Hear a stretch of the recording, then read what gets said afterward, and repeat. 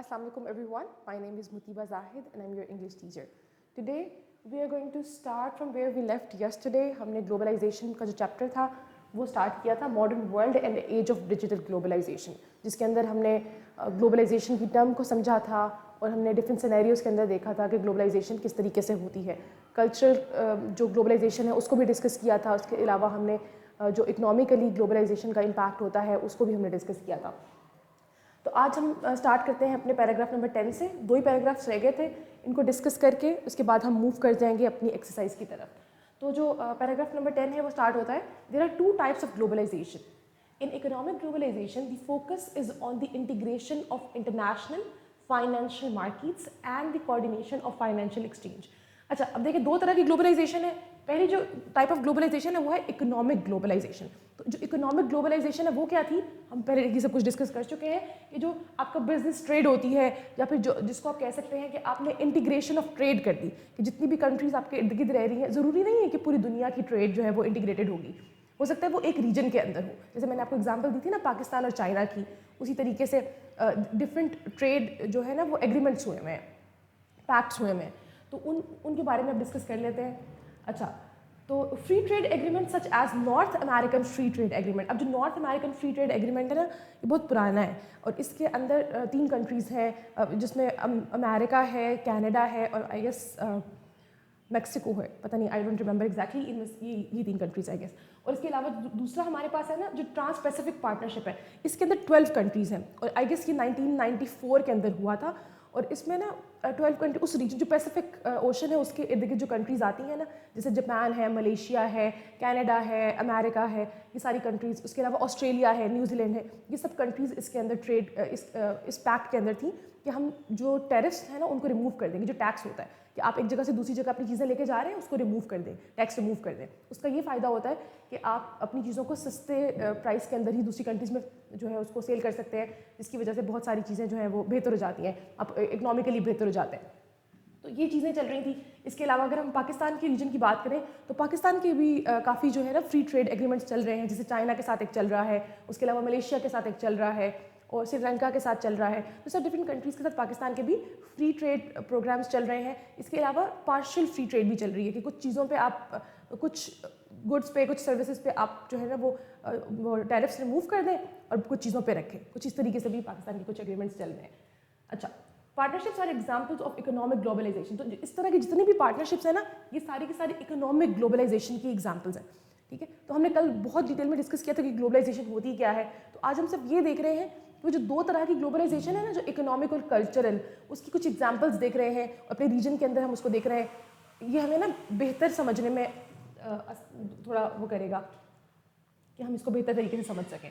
अच्छा, फिर इसके बाद देखते हैं multinational corporations which operate in 2 or more countries play a large role in economic globalization. अब जो मल्टी कल्चरल कॉर्पोरेशंस होती हैं वो कौन सी होती हैं? वो आपकी इंटरनेशनल फर्म्स हो सकती हैं, वो आपकी इंटरनेशनल ब्रांड्स हो सकते हैं जो एक से ज़्यादा कंट्री में चल रहे हैं, वो भी इकोनॉमिक ग्लोबलाइजेशन को प्रमोट कर रही हैं. अब किस तरीके से, आप लोगों ने मैकडॉनल्ड का नाम सुना होगा. तो एक टर्म है जो इंटरनेशनल रिलेशंस के अंदर भी इस्तेमाल की जाती है और लिटरेचर के अंदर भी इस्तेमाल की जाती है. उसको कहते हैं मैकडॉनलाइजेशन. ठीक है, कि आपने क्या किया, आपने मैकडॉनल्ड्स को हर जगह पर ले आए. उससे क्या हुआ, उससे ना सिर्फ आपकी इकोनॉमिक ग्लोबलाइजेशन हो रही है बल्कि कल्चरल ग्लोबलाइजेशन भी हो रही है कि आपने अपना फूड जो है वो भी टेस्ट करा रहे हैं दूसरे लोगों को और आप उससे पैसा अर्न कर रहे हैं. तो ये शुरू में तो सिर्फ मैकडॉनल्ड्स था. उसके बाद अब देयर आर मल्टीपल ब्रांड्स जो आपने देखे हैं जो डिफरेंट कंट्रीज़ में जो है वो चल रहे हैं.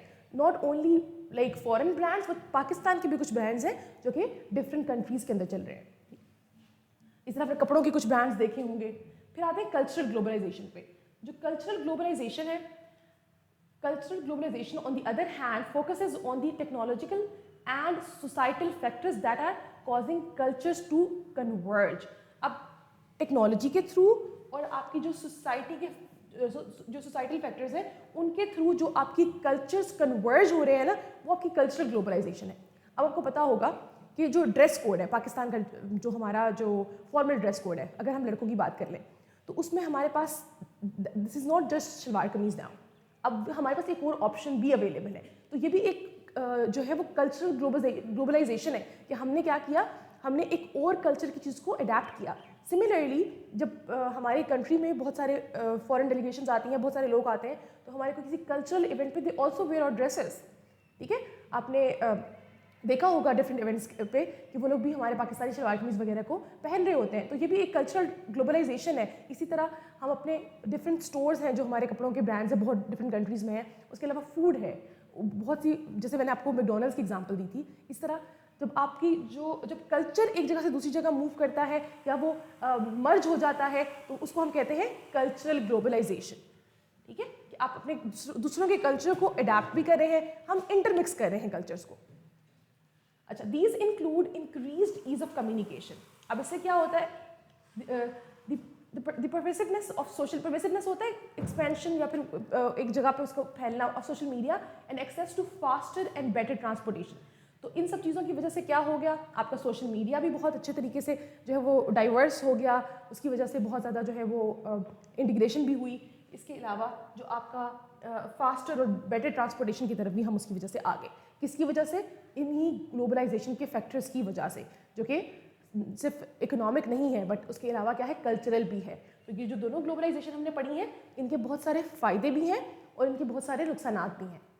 अगर हम फ़ायदों की बात करें ना, तो जो आपका सबसे पहला हमने पढ़ा था ना, ये जो हमारे पास इकोनॉमिक ग्लोबलाइजेशन थी। इकोनॉमिक ग्लोबलाइजेशन का सबसे बड़ा फ़ायदा ये होता है कि आप अपनी कंट्री में जो पैसा बना रहे हैं वो उसको आप डबल कर सकते हैं, उसको ट्रिपल कर सकते हैं, उससे बहुत ज़्यादा कमा सकते हैं। किस तरीके से, कि आप अपनी प्रोडक्ट्स को पूरी दुनिया में बेच सकते हैं, आपकी ऑडियंस जो है वो एक्सपैंड कर जाएगी। लेकिन इसके नुकसानात भी हैं कि हो सकता है कि जो फॉरेन कोई कंट्री, किसी और कंट्री का जो प्रोडक्ट है वो आपकी कंट्री में बहुत अच्छे तरीके से चलना शुरू हो जाए और जो लोकल मार्केट है वो उसकी वजह से दब जाए। तो ये भी इसका बहुत बड़ा एक फ़ायदा और नुकसान हमने डिस्कस कर लिया।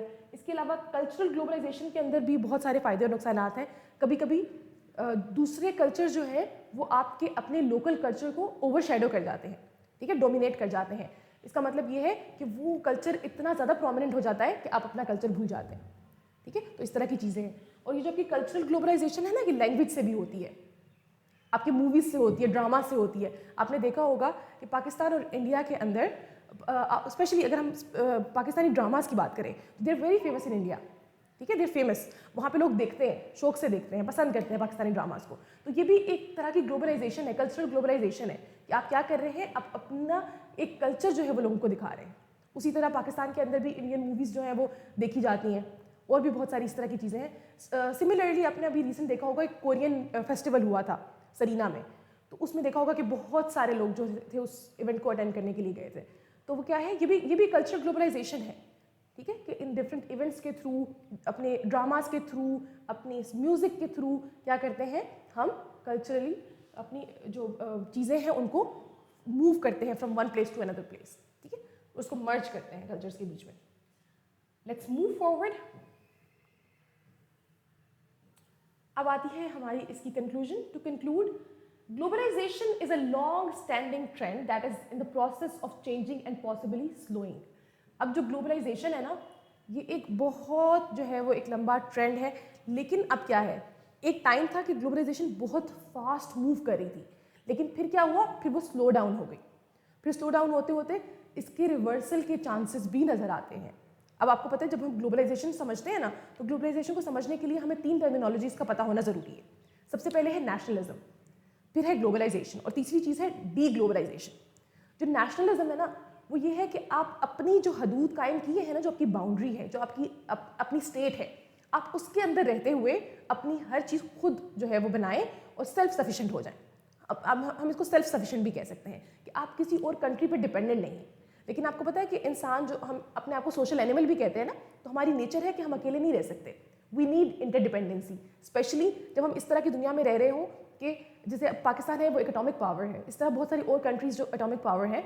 आपको ये खतरा भी हो सकता है कि आपकी किसी दूसरी कंट्री के साथ जंग हो सकती है, आप वॉर की सिचुएशन के अंदर जा सकते हैं। तो ग्लोबलाइजेशन जो है वो वॉर की चीज़ों को ख़त्म भी करती है, ठीक है। तो नेशनलिज्म एक पर्सपेक्टिव हो गया जिसमें आप सिर्फ और सिर्फ अपनी कंट्री पर रिलाई कर रहे हैं। फिर आते हैं ग्लोबलाइजेशन, कि आप इंटरडिपेंडेंसी क्रिएट कर रहे हैं, कि आप आपस में लेन देन कर रहे हैं, कल्चर को भी, not only just trade off your goods and services but also of your ideas, of your culture. तो जब अपने कल्चर को भी ट्रेड कर रहे हैं, आप अपनी इकोनॉमी को भी बेहतर कर रहे हैं, एक दूसरे पर रिलाई कर रहे हैं, दोनों का फ़ायदा हो रहा है, दोनों कंट्रीज़ का आपस में फ़ायदा हो रहा है, तो वो वॉर वाला एलिमेंट निकल जाएगा। तो आप नेशनलिज्म से मूव करके क्या करेंगे, you will move towards globalisation. आप सबकी अच्छे का सोचेंगे, आप सबकी तरक्की का सोचेंगे। लेकिन अब एक टर्मिनोलॉजी है डी ग्लोबलाइजेशन। अब डी ग्लोबलाइजेशन का मतलब ये है कि आप अपने आप को फिर से जो है वो लिमिटेड करना शुरू कर दें, उस अपनी बाउंड्री के अंदर लिमिटेड करना शुरू कर दें। आप जो है कोशिश करें कि अपनी ट्रेड जो है दूसरी कंट्री से ख़त्म करके फिर से अपनी जो है वो सेल्फ सफिशिएंट होना शुरू हो जाए। इसमें हमारे पास ना ईरान की एग्जांपल बहुत अच्छी है। ईरान जो है वो एक नेशनलिस्ट कंट्री है। वहाँ पर क्या होता है कि वो अपनी हर चीज़ खुद बनाते हैं, they do not depend on other countries. वो अपनी हर एक चीज़ खुद वहाँ पे बना रहे हैं और उस पर कर रहे हैं, लेकिन बहुत सारी चीज़ों के लिए उनको रिलाई करना पड़ रहा है और वो बहुत सारी जगहों पे अपनी ट्रेड भी कर रहे हैं। ठीक है, तो कोई भी एक कंट्री किसी भी तरह से इंडिविजुअली अकेले नहीं रह सकती। ठीक है, अगर हम पाकिस्तान की भी बात करें तो पाकिस्तान अकेला एक रीजन के अंदर नहीं रह सकता, उसको अपने इर्द गिर्द के लोगों के साथ कुछ पार्टनरशिप करनी पड़ेगी। ठीक है, जैसे चाइना के साथ हमने की हुई है, इस तरह बहुत सारी कंट्रीज़ के साथ। तो ग्लोबलाइजेशन का जो असल मकसद है वो क्या है, ताकि पूरे के पूरे जो रीजन है उसके अंदर पीस आ सके, आपस में सब लोग जो है वो तरक्की कर सकें और सब एक विन विन सिचुएशन क्रिएट हो सके। अच्छा, let's move forward. There are advantages and disadvantages of open borders and free trade that globalisation promotes. तो जैसे हमने अभी सारी चीज़ें डिस्कस की कि जब आपका बॉर्डर ओपन होता है ना, उसके एडवांटेजेस और डिसएडवांटेजेस दोनों बहुत ज़्यादा है। आपने देखा होगा कि जो हमारा जो पाकिस्तान अफगान बॉर्डर है या पाकिस्तान इंडिया बॉर्डर है, उसके खुलने और उसके बंद होने की वजूहात आपको बहुत अच्छे तरीके से पता होती हैं कि ठीक है कि जब आपका बॉर्डर खुला होता है उसके फ़ायदे क्या हो रहे होते हैं और उसके साथ उसके नुकसान क्या हो रहे होते हैं।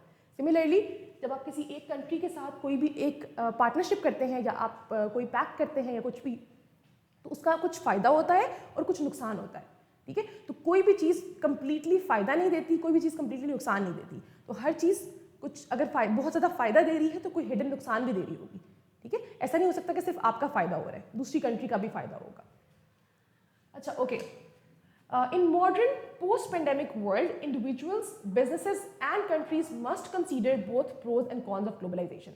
अब जो पोस्ट पेंडेमिक है ना, जब से कोविड-19 आया था, सबसे बड़ा तो ड्रॉबैक ग्लोबलाइजेशन का हमने देखा ना कोविड-19। आप सब लोगों ने उसको फील किया। ठीक है, हम सब ने उसको फील किया। तो वो जो उसके बाद से ग्लोबलाइजेशन की ना एक ट्रांसफॉर्मेशन हो गई है, थोड़ी सी चेंजेस आ गए हैं उसके अंदर। जिस तरीके से पहले ग्लोबलाइजेशन एकदम से यूं ऊपर जा रही थी ना उसका ग्राफ, अब वो क्या है, वो थोड़ा स्लो डाउन हो गया है। क्यों? क्योंकि अब हम उसके प्रोज एंड कॉन्स दोनों को देख रहे हैं। अच्छा, लेट्स मूव फॉरवर्ड। हमारे पास यहाँ पर मुझे लगता है कि एक पैसेज बीच में से पार्ट मिस हो गया। Let's see the book. Okay, तो हमने जहाँ तक पढ़ लिया था हम वहीं से आगे स्टार्ट कर लेते हैं, बुक से देख लेते हैं जो हमारा एक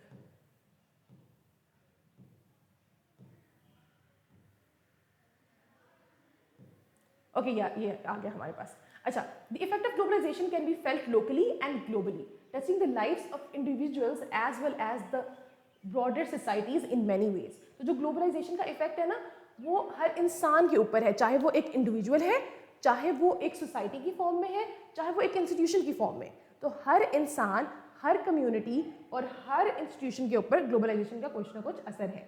अच्छा, here a variety of international influences affect ordinary people.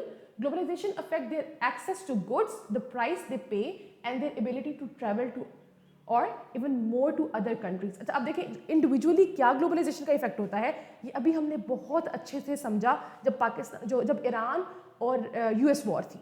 अभी चल भी रही है, लेकिन अब थोड़ा सा अभी हमें बताया कि थोड़ी सी जो है वो उसमें ब्रेक है, आप कह सकते हैं कि सीज फायर है। लेकिन अभी क्या सिचुएशन थी, जो पिछले दिनों की सिचुएशन थी, उसमें आपने देखा कि हर इंडिविजुअल लाइफ उस एक चीज़ की वजह से किस तरह से इफेक्ट हो रही थी, क्योंकि आपकी ग्लोबलाइजेशन के बीच में एक बैरियर आ गया। आपकी वो फ्री जो ट्रेड थी ना, वो रुक गई। तो उस ट्रेड के रुकने से आपने देखा कि आपकी जो पेट्रोल की प्राइस है वो किस तरीके से ऊपर गई, और उसने किस तरीके से एक इंडिविजुअल लाइफ को इफेक्ट किया, हर एक इंसान उससे इफेक्ट हुआ।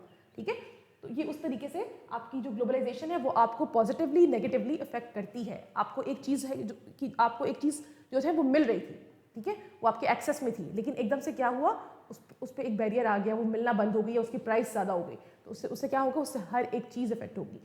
तो सिर्फ इंडिविजुअली ऐसा नहीं होगा कि लोकली होगी, इंटरनेशनली होगी। आपने देखा था फ्लाइट्स कैसे डिले हो रही थी, जो जिस कंट्री में फंसा हुआ था वो वहीं पर रह रहा था। तो देखें, इस तरह की बहुत सारी चीज़ें होती हैं जब ग्लोबलाइजेशन होगी। तो उसका हर इंडिविजुअल पे उसका कुछ ना कुछ असर होगा। फिर आते हैं कम्युनिटीज़ पे। This level encompasses the impact of globalization on local or regional organization, businesses and economies। अब जो कम्युनिटीज़ की अगर हम बात करें ना, तो ये लोकल रीजनल ऑर्गेनाइजेशन की बात भी कर सकते हैं, कम्युनिटीज़ की बात भी कर सकते हैं, हम किसी भी बिजनेस की बात भी कर सकते हैं। तो बिजनेसेस इसकी वजह से किस तरह से इफेक्ट हुए। आपको पता है कि बिजनेस की जो टाइमिंग है वो पाकिस्तान में 8 बजे तक कर दी गई है। तो आपने देखा होगा कि जो 8 बजे की टाइमिंग है वो किस तरीके से आपको इफेक्ट कर रही है कि आपका जो बिजनेस था जो रात 12 बजे तक चलता था, अब वो क्या है, वो टाइम उसमें एक थोड़ी सी कमी आ गई। सिमिलरली जो चीज़ें आपको बहुत इजीली मिल रही थी, जो अपनी कंट्री में बेच रहे थे, अब वो नहीं मिल पा रही, तो वो जो पूरा का पूरा बिजनेस है वो उसकी वजह से इफेक्ट होगा। ठीक है, अच्छा, फिर इसके अलावा it affects who lives in communities where they work, who they work for, their ability to move out of their community and into another country, amongst other things। अब क्या होता है, आप कहाँ रह रहे हैं, आप किसके लिए काम कर रहे हैं, आप किस कम्युनिटी का पार्ट है, आप वहाँ से मूव करना चाहते हैं, हर एक चीज़ जो है वो क्या करती है, वो ग्लोबलाइजेशन की वजह से उस पर असर होता है। Not only in negative sense, क्योंकि अभी हमने रिसेंट टाइम्स में जो देखा, हम उसके सिनेरियो में डिस्कस करें तो हमें नेगेटिव नज़र आ रहा है, लेकिन इसका पॉजिटिव इम्पैक्ट भी है। आपने देखा कि कितनी जो कनाडा की कंपनीज़ हैं, अमेरिका की कंपनीज़ हैं जो पाकिस्तान से लेबर ले रही है। आपने देखा होगा कि बहुत सारे लोग ऑनलाइन काम करते हैं पाकिस्तान से। ठीक है, उसके अलावा बहुत सारे बिजनेसेस जो हैं वो सिर्फ और सिर्फ इस ऑनलाइन कम्युनिटी, डिजिटल ग्लोबलाइजेशन की वजह से जो है वो स्टार्ट हुए। तो क्या है, ज़रूरी नहीं है कि सिर्फ उसका नेगेटिव इम्पैक्ट ही हो, उसके पॉजिटिव इम्पैक्ट्स भी हैं ऑन कम्युनिटी, ऑन बिजनेस। ठीक है, फिर इसके अलावा globalisation also changes the way local cultures develop within communities. अब ग्लोबलाइजेशन क्या चेंज करती है कि जो लोकल कल्चर्स भी डेवलप हो रहे हैं ना आपकी सोसाइटी के अंदर, उनको भी इफेक्ट करती है। अच्छा, अब आप देखें कि कुछ चीज़ें हैं ना, जैसे हम एक बहुत कॉमन सी एग्जांपल लेते हैं। I have seen this thing, और पता नहीं out of nowhere I just discover this thing today. मैंने खुद से ये शायद मेरी ऑब्जर्वेशन थी कि when I was in school we used to have the same uniform. मैंने भी गवर्नमेंट स्कूल से ही पढ़ा है, if I talk about 9th and 10th। तो उस टाइम पर जो हमारा यूनिफॉर्म था उसमें we used to wear shalwar kameez, right. But today when I was coming to school I saw so many girls wearing trousers. ठीक है, जो पैंट्स स्टाइल ट्राउजर्स होते हैं आपके। तो क्या है, ट्रांसफॉर्मेशन होती है, इफेक्ट पड़ता है। चाहे कल्चर की बात करें, मुझे पता है this is not allowed in schools, but still I have observe this thing. मैंने देखा कि कुछ स्कूल्स के अंदर बच्चियों का ये यूनिफॉर्म था, there was part of uniform. ठीक है, तो जो ग्लोबलाइजेशन है, या फिर आप कह सकते हैं कि इन टर्म्स ऑफ कल्चर आप बात कर लें, या इन टर्म्स ऑफ इकोनॉमी बात कर लें, तो हर चीज़ के अंदर जो पूरी की पूरी कम्युनिटी है वो उससे चेंज होती है, वो ट्रांसफॉर्म होती है। कल्चर भी कहीं ना कहीं ट्रांसफॉर्म हो जाता है, जैसे बिजनेस ट्रांसफॉर्म हुआ। ठीक है, तो इस तरीके से चीज़ें होती हैं। फिर अगर हम इंस्टीट्यूशंस की बात करें, तो multinational corporations, national governments and other organisations such as colleges and universities are all affected by their countries approach to and acceptance of the phenomena of globalisation. अब जो ग्लोबलाइजेशन का जो फिनोमिना है ना, उसकी एक्सेप्टेंस आपके स्कूल, कॉलेजेस, यूनिवर्सिटीज़, गवर्नमेंट के institutes हर एक जगह पर है। ठीक है, उसका इफेक्ट है, उसकी आप कह सकते हैं कि उसको अडेप्ट किया गया है उसको। जैसे अब आप देखें कि कितने ऐसे कोर्सेज हैं जो कि इंटरनेशनल ऑर्गेनाइजेशंस के साथ लिंक होके चलते हैं। जैसे आपने देखा होगा आपके अपने स्कूल के अंदर ये जो आपके गूगल क्लासरूम्स हैं, इसके अलावा बहुत सारी हैं जो गूगल के साथ आपने वो करके किया, क्या कह सकते हैं, एक पार्टनरशिप पे किया, या उनके साथ कोऑर्डिनेशन में आप काम कर रहे हैं। तो क्या है, जो इंटरनेशनली जो ऑर्गेनाइजेशन है वो भी आपस में कोऑर्डिनेट करती हैं। उसके अलावा आपने यूनेस्को को देखा होगा, बहुत सारी इस तरह की ऑर्गेनाइजेशंस हैं जो आपकी कंट्री के अंदर, आपके स्कूल्स के अंदर, आपके कॉलेजेस, यूनिवर्सिटीज़ के अंदर इंटरलिंक्ड हैं, आपके साथ मिलकर काम कर रही हैं। उस तरीके से बहुत सारे कोर्सेज ऐसे होते हैं यूनिवर्सिटीज़ के अंदर जो कि इंटरनेशनल कोर्सेज होते हैं, जो यूनिवर्सिटीज़ आपस में कोऑर्डिनेट करके चला रही होती हैं। ठीक है, इसके अलावा मल्टीनेशनल कंपनीज बहुत सारी ऐसी हैं जो काम कर रही होती हैं, जिसका एक ऑफिस पाकिस्तान में होगा, एक उसका ऑफिस हो सकता है यूके में हो, या किसी और अमेरिका में हो, या किसी और कंट्री के अंदर हो। अच्छा, globalisation affects the ability of companies to grow and expand, a university's ability to diversify and grow its student body, and a government's ability to pursue specific economic policies।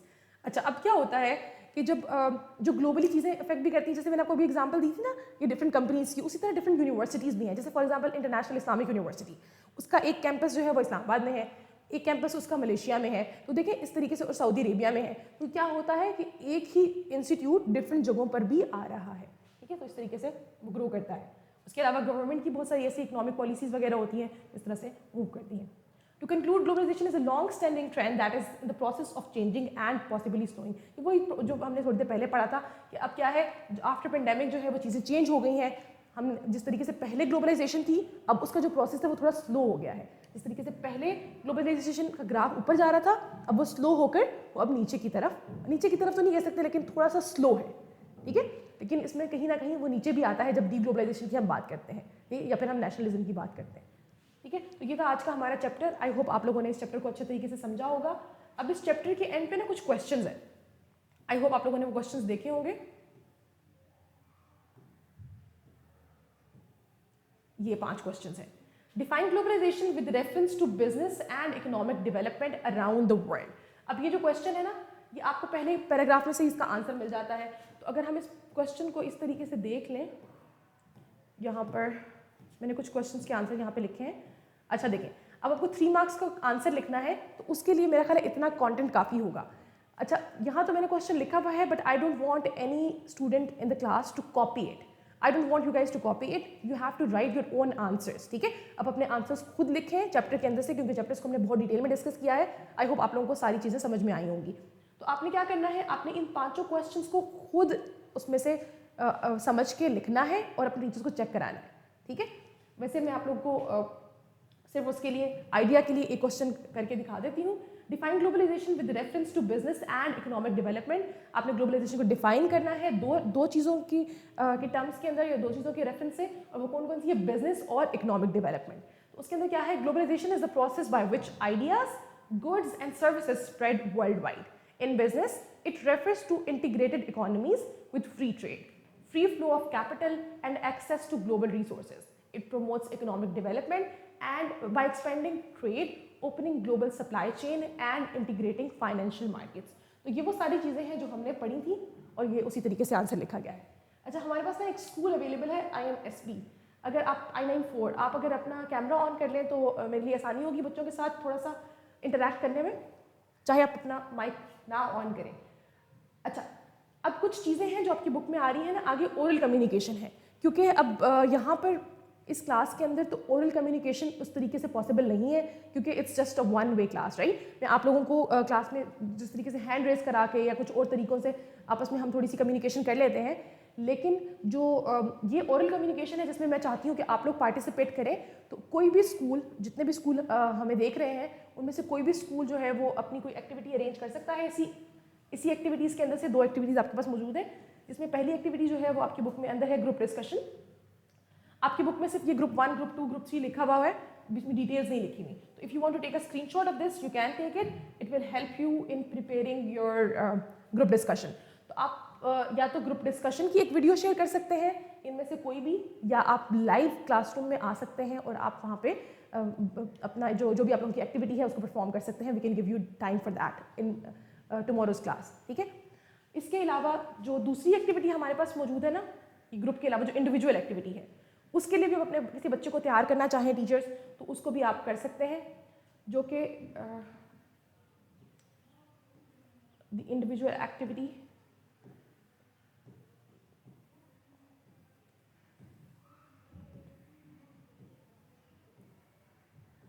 ये रही. ठीक है, आपकी बुक में तो फौरन नेक्स्ट पेज पे ही ये वाली एक्टिविटी मौजूद है. इसमें क्या है, मैसिव ओपन ऑनलाइन कोर्सेज.